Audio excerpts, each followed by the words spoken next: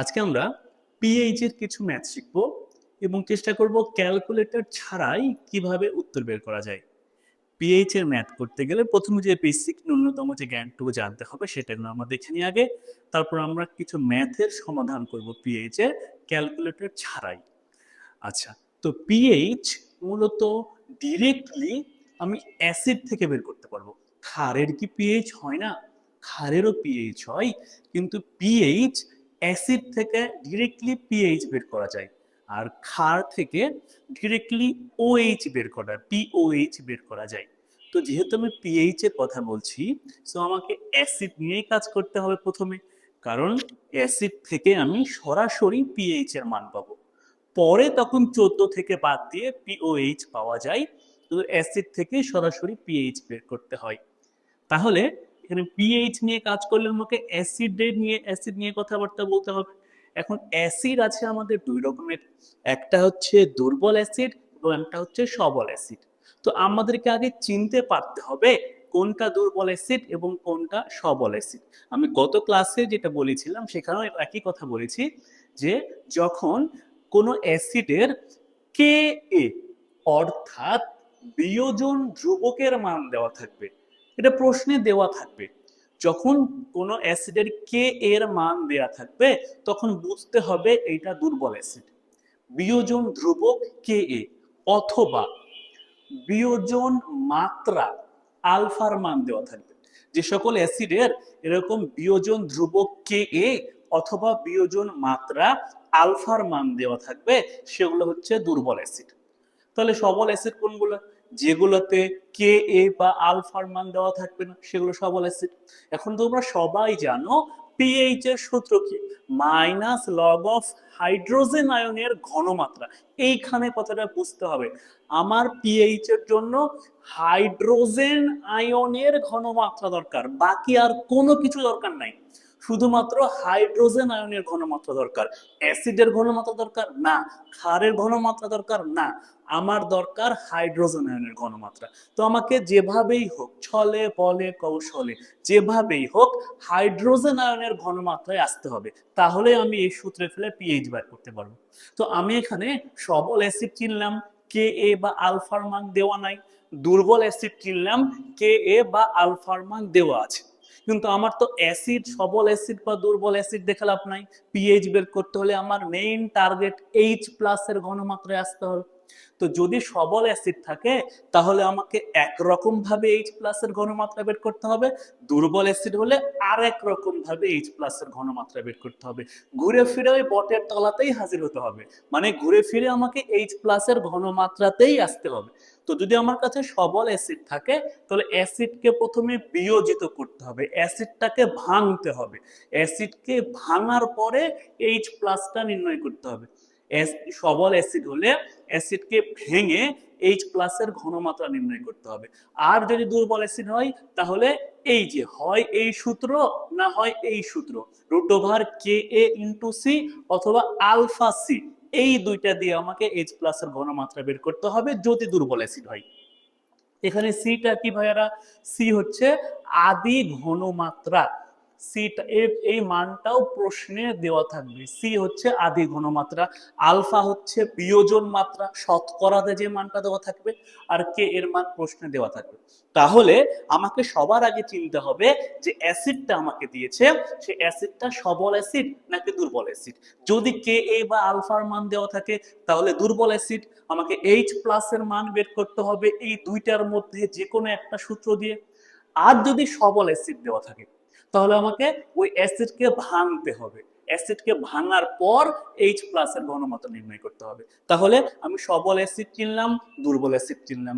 সবল অ্যাসিড থাকলে কিভাবে এইচ প্লাস এর ঘনমাত্রা নির্ণয় করতে হবে সেটা জানলাম, দুর্বল অ্যাসিড থাকলে কিভাবে এইচ প্লাস এর ঘনমাত্রা নির্ণয় করতে হবে সেটা জানলাম। তাহলে আমি যখন এইচ প্লাস এর ঘনমাত্রা জেনে গেলাম তখন তো এই সূত্রে বসালেই আমার মান চলে আসবে পিএইচ এর, তাই তো? তাহলে এখন আমরা আসলে একটা অঙ্ক দেখি এবং অঙ্কগুলো আমরা ক্যালকুলেটর ছাড়াই সমাধান করব। এখন ক্যালকুলেটর ছাড়া পিএইচ এর অঙ্ক সমাধান করতে গেলে তোমাকে এই কয়টা মান মুখস্থ রাখতে হবে। কিছু পাইতে হলে তো মুখস্থ রাখতেই হবে। এই কয়টা লগের মান তুমি মুখস্থ রাখতে হবে, এটা খুবই কার্যকরী এবং তোমাদের খুবই উপকারে আসবে এই মানটা মনে রাখবা, ক্যালকুলেটর ছাড়া খুব সহজেই আমরা পিএইচ এর মান বের করে ফেলতে পারবো। আসো দেখি, এইখানে এখানে একটা অঙ্ক দেওয়া আছে, এই ঘনমাত্রার সালফিউরিক অ্যাসিডের পিএইচ এর মান কত। সবার আগে প্রশ্ন, এটা সবল অ্যাসিড না দুর্বল অ্যাসিড? কোথাও দেখো তো কে এ বা আলফার মান দেওয়া আছে? নাই, তার মানে এটা সবল অ্যাসিড। আর যদি সবল অ্যাসিড হয় তাহলে আমাকে এর অ্যাসিডকে ভাঙতে হবে, অ্যাসিডকে ভেঙে এইচ প্লাসের ঘনমাত্রা নির্ণয় করতে হবে। এইটা কিভাবে করি? তাহলে যেহেতু সবল অ্যাসিড, তাহলে আমাকে এখন প্রথমে এই অ্যাসিডটাকে ভাঙতে হবে। অ্যাসিডকে ভাঙলে কয়টা হাইড্রোজেন আছে দেখো তো ভাইয়ারা? দুইটা। তাহলে এখান থেকে আমি দুইটা পাবো এইচ প্লাস আর SO4 2-। আমার এইটা নিয়েই মাথা ব্যথা, অন্য কোনো জিনিস আমার দেখার দরকার নাই। তাহলে আমি এই যে অ্যাসিড ছিল, অ্যাসিডে এইটা কার ঘনমাত্রা ছিল? এটা কার ঘনমাত্রা? এটা তো সালফিউরিক অ্যাসিডের ঘনমাত্রা। পিএইচ এর জন্য কি সালফিউরিক অ্যাসিডের ঘনমাত্রা দরকার? পিএইচ এর জন্য তো এইচ প্লাসের ঘনমাত্রা দরকার। আমার প্রশ্নে আছে সালফিউরিক অ্যাসিডের ঘনমাত্রা, কিন্তু আমাকে তো বের করতে হবে এইচ প্লাসের ঘনমাত্রা। বের করব কিভাবে? অ্যাসিডকে বিয়োজিত করে। তাহলে যে অ্যাসিডটা ছিল, অ্যাসিডকে আমি ভাঙলাম। এবার আমি দেখো, এটা ছিল সালফিউরিক অ্যাসিড, এইটা পেলাম এইচ প্লাস। আমার মেইন টার্গেট হচ্ছে এইচ প্লাস। তাহলে একটা সালফিউরিক অ্যাসিড থেকে দুইটা এইচ প্লাস পাচ্ছি। তো 10টা সালফিউরিক অ্যাসিড থেকে 20টা এইচ প্লাস পাবো। 1 কোটি সালফিউরিক অ্যাসিড থেকে 2 কোটি এইচ প্লাস পাবো। তাহলে 0.002 সালফিউরিক অ্যাসিড থেকে 2 ইন্টু 0.002 mH প্লাস পাবো। যতটা সালফিউরিক অ্যাসিড তার দ্বিগুণ এইচ প্লাস পাচ্ছি এখান থেকে। তাহলে এতটুকু সালফিউরিক অ্যাসিডের জন্য তার দ্বিগুণ এইচ প্লাস পাবো। এখন এটার মান কত আসবে? 0.004 m। এইটা পেলাম আমি এইচ প্লাসের ঘনমাত্রা, এইটাই আমার দরকার পিএইচ এর জন্য। সবল অ্যাসিড হোক বা দুর্বল অ্যাসিড হোক, আমাকে ঘুরে ফিরে এইচ প্লাসেই আসতে হবে। দেখো, আমার দেওয়া ছিল অ্যাসিডের ঘনমাত্রা, আমি বের করে ফেললাম এইচ প্লাসের ঘনমাত্রা। যেহেতু সবল অ্যাসিড, তাই অ্যাসিড ভাঙে এইচ প্লাসের মান নির্ণয় করলাম। এখন আমি যখন সূত্রে ফেলবো পিএইচ সমান মাইনাস লগ অফ হাইড্রোজেন আয়নের ঘনমাত্রা, হাইড্রোজেন আয়নের ঘনমাত্রা, তখন মানটা আসবে মাইনাস লগ অফ 0.004। এইখানে এসে আমাকে এখন ক্যালকুলেটর ছাড়া কিভাবে হিসাব করব? ক্যালকুলেটর ছাড়া হিসাব করতে গেলে তোমাকে হিসাব করতে হবে দশমিকের পরে কয়টা সংখ্যা আছে। দশমিকের পরে আমাদের 3টা সংখ্যা আছে, তাই 3 লিখলাম। তারপরে মাইনাস লগ লাস্ট ডিজিট কত? 4, তার মানে মাইনাস লগ 4। তার মানে শর্টকাট যে ক্যালকুলেটর ছাড়া যে নিয়মটা শেখাতে যাচ্ছি, তোমাকে দশমিকের পরে কয়টা, এটা যদি শুধুমাত্র দশমিকের পরে একটা মাত্র ডিজিট থাকে তাদের জন্য শুধুমাত্র, দশমিকের পরে কয়টা ডিজিট আছে? 3টা। 3 লিখে ফেললাম, মাইনাস লগ অফ যতটা লাস্টের যে ডিজিট সেটা। তাহলে আমার এখানে মানটা কত দেখতো? 3 মাইনাস লগ 4 এর মান কত? এই যে আমি তোমাদেরকে মুখস্থ করে লিখতে বলছিলাম, লগ 4 এর মান আমাদের জানা 0.6, তার মানে 0.6, এটার মান তাহলে হবে 2.4, অর্থাৎ এর পিএইচ এর মান আসবে 2.4। বুঝতে পারছি? তাহলে তাহলে আমার যদি ওই কয়টা মান আমার মুখস্থ থাকে, তাহলে এই টাইপের যে কোনো ঘনমাত্রার জন্য আমি পিএইচ বের করতে পারবো। উদাহরণস্বরূপ বলছি, মনে করো কোনো ঘনমাত্রা দেওয়া আছে 0.05, এটা কোনো এইচ প্লাসের ঘনমাত্রা দেওয়া আছে। উদাহরণস্বরূপ বলছি, এইচ প্লাসের ঘনমাত্রা দেওয়া আছে, তাহলে এটার পিএইচ কত হবে? তাহলে দেখো তো দশমিকের পরে কয়টা ঘর আছে? 2টা, লিখে ফেললাম। মাইনাস লগ অফ কত লিখবে বলো তো ভাইয়ারা? 5। এখন লগ 5 এর মান কত? 0.7, তার মানে 2 মাইনাস 0.7, তাহলে উত্তর কত হবে? 1.3। এইটা হবে তাহলে পিএইচ এর মান। এইভাবে যে কোনো এই টাইপের ঘনমাত্রার জন্য আমরা পিএইচ এর মানটা খুব সহজেই বের করে ফেলতে পারবো। ক্যালকুলেটর ছাড়াই আমরা এইভাবে পিএইচ এর মানটা বের করে ফেলতে পারবো।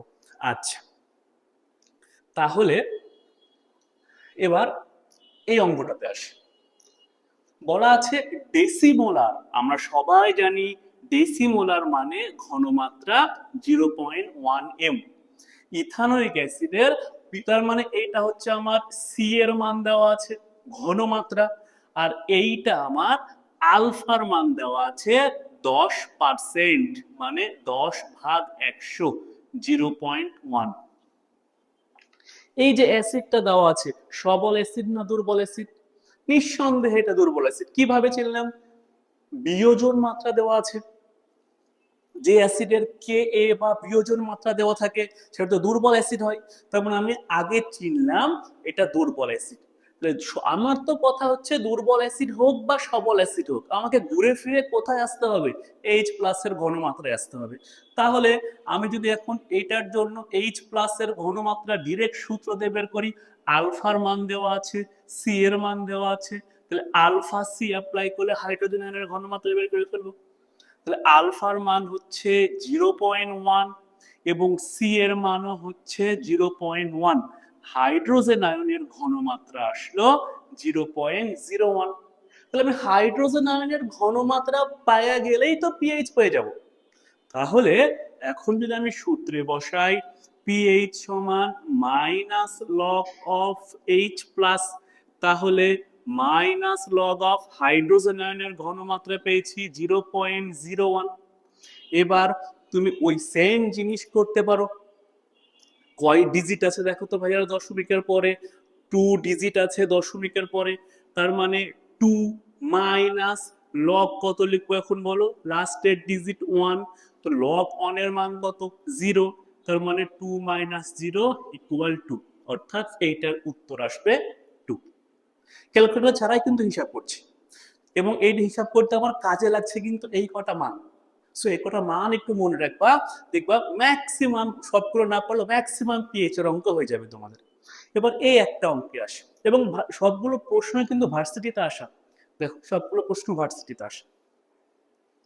এইখানে একটা প্রশ্ন বলা আছে, একটা দ্রবণের পিএইচ, একটা দ্রবণের পিএইচ এর মান 2 থেকে 3 করা হলো। পিএইচ একটা সময় ছিল 2, তার ঘন পিএইচ এর মান 2 থেকে 3 করা হলো। তাহলে হাইড্রোজেন আয়নের ঘনমাত্রার কেমন পরিবর্তন হবে? প্রশ্নটা হচ্ছে, তাহলে তোমাকে এই টাইপের অঙ্কের জন্য যে জিনিস তোমার মাথায় রাখতে হবে সেটা হচ্ছে পিএইচ এর মান হাইড্রোজেন আয়নের ঘনমাত্রার ব্যস্তানুপাতিক। অর্থাৎ পিএইচ এর মান যদি বাড়ে, হাইড্রোজেন আয়নের ঘনমাত্রা কমবে। পিএইচ এর মান যদি তুমি কমাও, হাইড্রোজেন আয়নের ঘনমাত্রা বাড়বে। তো এখানে পিএইচ 2 থেকে তুমি 3 করেছো, পিএইচ এর মানটাকে তুমি বাড়াইছো, তুমি এখানে পিএইচ এর মানটাকে বাড়াইছো, তাহলে হাইড্রোজেন আয়নের ঘনমাত্রা কি হবে? কমবে। ব্যস্তানুপাতিক সম্পর্ক। এখন কত কমবে? দেখো যতটুকু বাড়াইছো, অর্থাৎ এখানে পিএইচ এর মান, হাইড্রোজেন আয়নের ঘনমাত্রা যেহেতু কমবে, 10⁻³ ওই যে পিএইচ এর দুটার পার্থক্য, অর্থাৎ 10 গুণ, অর্থাৎ 10 গুণ কমবে। এটা পিএইচ এর মান তাহলে 10 গুণ কমবে। তুমি তো বুঝতেই পারছো পিএইচ বাড়াইছো, তাহলে তোমার হাইড্রোজেন আয়নের ঘনমাত্রা কমবে। কতটুকু কমবে? 10⁻, ওই যে পিএইচ এর পার্থক্য, 10 গুণ কমবে। তাহলে এবার এই অঙ্কে আসে, এই অঙ্কে পিএইচ এর মান, এই অঙ্কে পিএইচ এর মান 3 থেকে 2 করা হয়েছে। এবার পিএইচ এর মান দেখো, সরি এই পিএইচ এর মান 5 থেকে 2 করা হয়েছে, তাহলে পিএইচ এর মান এখানে কমেছে। তাহলে পিএইচ এর মান যদি কমে, তাহলে হাইড্রোজেন আয়নের ঘনমাত্রার মান কি হবে? বাড়বে, কারণ ব্যস্তানুপাতিক সম্পর্ক। তাহলে কতটুকু বাড়বে? পার্থক্য যদি করি আমি 5 - 2, অর্থাৎ 1, অর্থাৎ 10⁻³ অর্থাৎ 1000 গুণ। হাইড্রোজেন আয়নের ঘনমাত্রা 1000 গুণ তাহলে এখানে বাড়বে। হাইড্রোজেন আয়নের ঘনমাত্রা যদি বাড়ে, পিএইচ এর মান কমবে এখানে, আর পিএইচ এর মান যদি কমে, হাইড্রোজেন আয়নের ঘনমাত্রা বাড়বে। তাহলে পিএইচ এর মান এখানে কমে গেছে, হাইড্রোজেন আয়নের ঘনমাত্রা বাড়বে। কতটুকু বাড়বে? ওই পিএইচ এর পার্থক্য। এখানে পিএইচ এর মান বেড়ে গেছিল। তা পিএইচ এর মান যদি বাড়ে তাহলে হাইড্রোজেন আয়নের ঘনমাত্রা কমবে। কতটুকু কমবে, কত গুণ কমবে, ওই যে 10⁻⁴ পিএইচ এর পার্থক্য, এত গুণ কমবে, তাহলে এত গুণ বাড়বে। তাহলে এই টাইপের অঙ্কগুলো আমরা ক্যালকুলেটর ছাড়া খুব ইজিলি করতে পারবো। তাহলে আশা করছি এখানে যা যা আছে তোমরা সব বুঝতে পারছো এবং এগুলো তোমাদের খুবই কাজে দিবে, এইটা মনে রাখবা। এভাবে আমরা পিএইচ এর অঙ্কগুলো ক্যালকুলেটর ছাড়া সমাধান করতে পারবো ইনশাআল্লাহ। তাহলে আজকে এই পর্যন্তই, সবাই ভালো থাকো এবং মেইন কথা হচ্ছে কিপ প্র্যাকটিসিং।